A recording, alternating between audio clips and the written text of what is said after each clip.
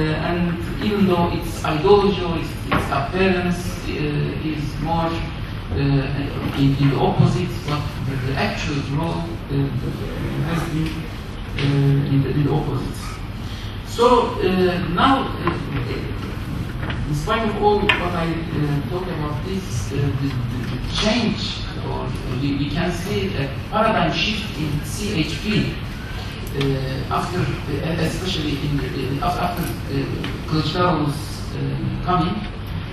This shift is very interesting, especially in the upcoming, in the forthcoming elections. During the elections, just in 1 month. Just in 1 month, they changed their all beliefs radically, and they changed their paradigm in a very radical way. So that, for example, just to give an example, Kılıçdaroğlu himself, after he came to the leadership seat, he was being refrained from even mentioning the word Kurdish, because he was following the Turkish official paradigm to ignore the Kurdish identity in Turkey, which is supposing that everybody is Turk, and he was even refraining from using the word Kurdish. But then he visited Hakkari, and in Hakkari visit he said he will accept and he will also defend the right of democratic autonomy, which is a keyword of İKK, or which is a keyword of BDP, the Kurdish party.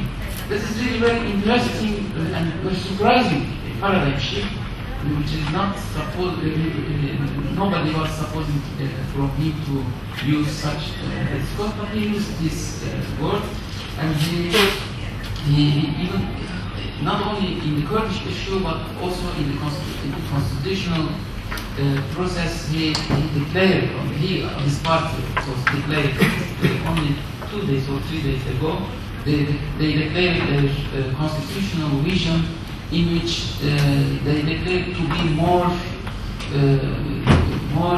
active and more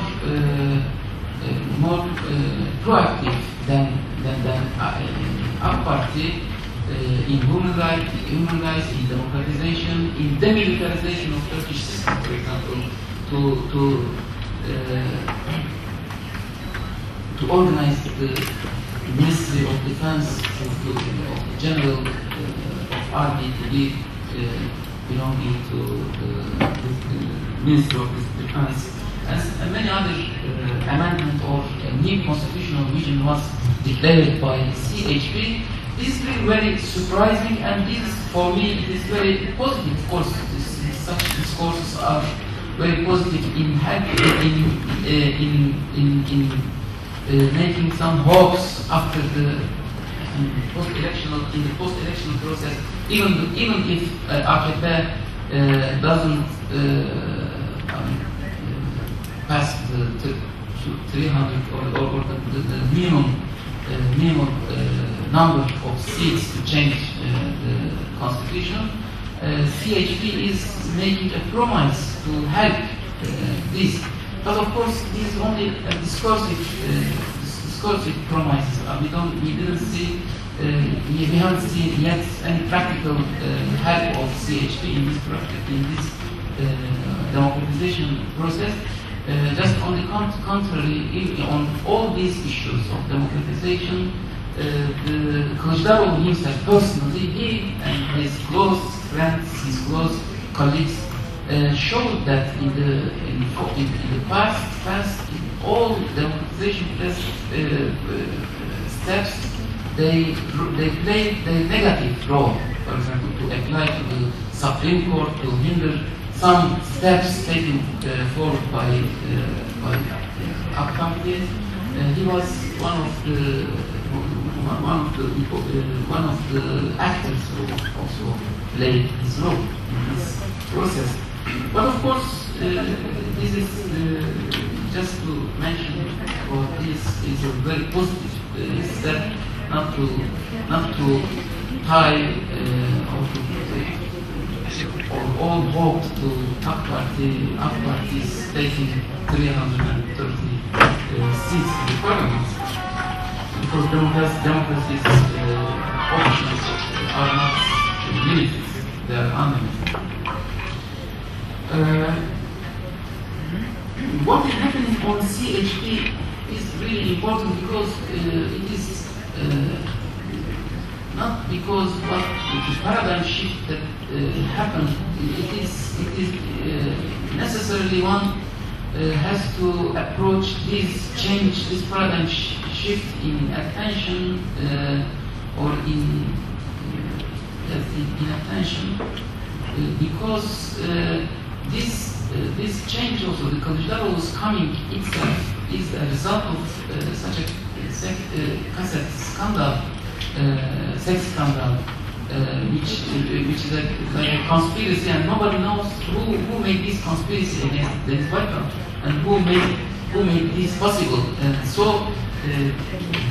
because we don't know the real actor behind this conspiracy, everybody is suspectful about this shift also, about what CHP is now taking this step. But of course, this is another issue, but this is an issue which is discussed, which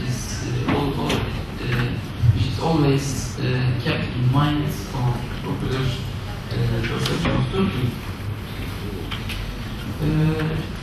Let me say, for the constitutional process, of course, there is a popular oppression, there is a popular demand, very, very widespread popular demand, especially civil society organizations in Turkey. Many civil society organizations, think tank institutions, has prepared their own proposals for a new constitution to put it in before the governments or the possible governments, even though it is seen that it will be our party. And just to mention, TUSİAD, which is the major business organization, business union of Turkey, and TESER also is a very strong, very important think tank institution in Istanbul, based in Istanbul. All these, and there is a YAP, which is called YAP